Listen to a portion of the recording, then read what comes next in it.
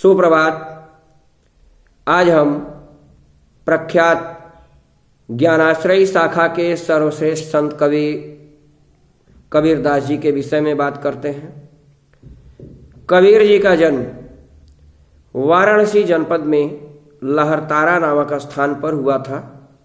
कहा जाता है कि इनका जन्म एक विधवा ब्राह्मणी के गर्भ से हुआ, जिसे लोकलाज से उसने इन्हें तालाब के किनारे लहरतारा नामक स्थान पर छोड़ दिया।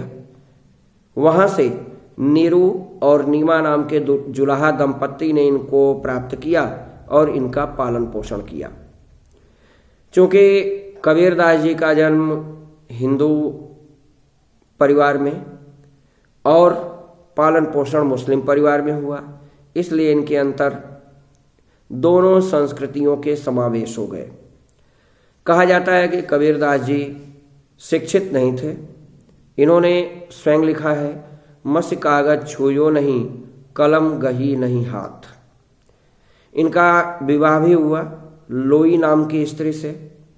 इनके एक पुत्र और एक पुत्री कमाल और कमाली उत्पन्न हुए, लेकिन ये अपने पुत्र से कहा जाता है कि कभी संतुष्ट नहीं रहे। इन्होंने उसके विषय में एक पंक्ति भी लिखी, बूढ़ा वंश कबीर का उपजा पूत कमाल। कबीरदास जी धर्माचार्यों की संगति में रहते थे और अपने विचारों को दोहों के माध्यम से, पद के माध्यम से जनता में व्यक्त करते रहते थे, प्रसारित करते रहते थे। इनके शिष्य इनके उपदेशों को लिखते थे और जनता में इसका प्रचार प्रसार करते थे।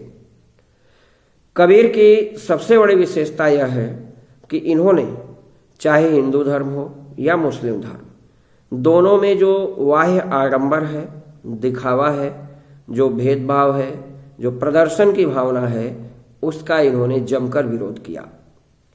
अगर हिंदुओं की मूर्ति पूजा पर इन्होंने प्रहार करते हुए कहा कि पाहन पूजे हरि मिले तो मैं पूजूं पहाड़, ताते तो चाकी भली पीस खाए संसार।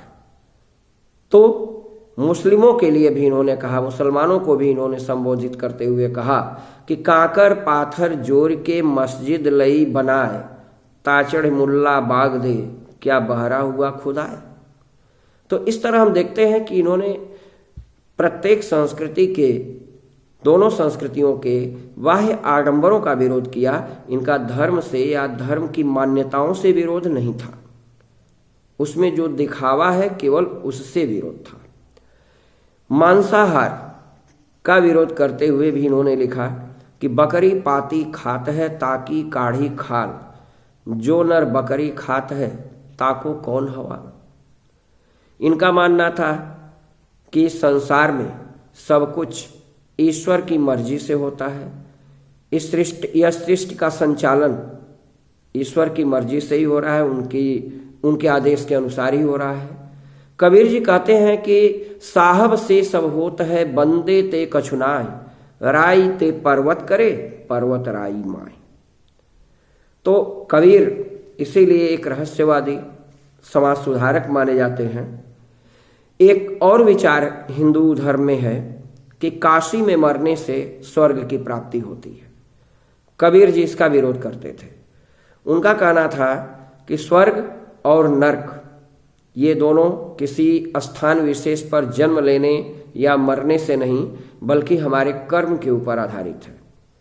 और इस बात को सिद्ध करने के लिए वे अपने जीवन के अंतिम समय में मगहर नाम की जगह पे चले गए, जहाँ के बारे में कहा जाता है कि वहाँ मरने वालों को नरक की प्राप्ति होती है। और संवत 1575 ईस्वी में वहीं पर इनका देहांत हो गया। कहा जाता है संवत 1575 किए मगहर को गौन, माघ सुदी एकादशी रमे पौन में पौन। रचनाएं, इन्होंने 3 प्रकार की रचनाएं लिखी। इनकी रचनाओं को 3 भागों में बांटते हैं, साखी, सबद, रामायणी। कहा जाता है कि इनके शिष्य धर्मदास ने इनकी रचनाओं का संकलन किया। भाषा, कबीर की भाषा कोई एक निश्चित भाषा नहीं है। बल्कि इसे पंचमेल खिचड़ी शब्द के प्रयोग से जानते हैं, क्योंकि इसमें हिंदी, उर्दू, फारसी, पंजाबी, राजस्थानी और देशज शब्दों का प्रयोग है। इनकी भाषा को सधुक्कड़ी भाषा भी कहते हैं। आचार्य हजारी प्रसाद द्विवेदी जी ने कहा है कि कबीर वाणी के डिक्टेटर थे। कबीर की भाषा अनेक भाषाओं का वो मिश्रण है जो आम जनता को प्रभावित कर लेती है। शैली, कबीर ने अपनी रचनाएं अधिकतर उपदेशात्मक शैली में लिखी हैं और इसमें कोई बनावट नहीं है। चूँकि ये एक समाज सुधारक के रूप में प्रसिद्ध हैं, इसलिए इनकी शैली सरल और सुबोध है। तो इस तरह हमने देखा कि कबीरदास अपने समय के एक मानवतावादी कवि थे, एक महान समाज सुधारक थे, एक महान युग प्रवर्तक थे। इनके जन्म चरित्र को, जीवन चरित्र को, रचनाओं को, भाषा शैली को अच्छी तरह से समझकर उसे अपने कॉपी में नोट करके आप लोग परीक्षा काल में इसका लाभ उठा सकते हैं। घर में रहिए, खुश रहिए, स्वस्थ रहिए, सुरक्षित रहिए। Thank you.